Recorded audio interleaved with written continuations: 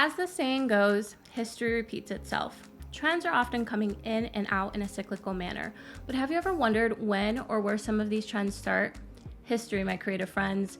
Design eras of the past often influence the work and yes, even the trends that we see today. In my personal opinion, as a designer and an educator, I really believe that understanding design history will make you a better designer. I also find that this kind of knowledge often sparks inspiration. Whenever I'm feeling creative block or having trouble starting a project, I'll often hit the books, so to speak, to research to get some visual motivation. A fantastic start to this for me is looking into design eras. This month, we'll be doing just that.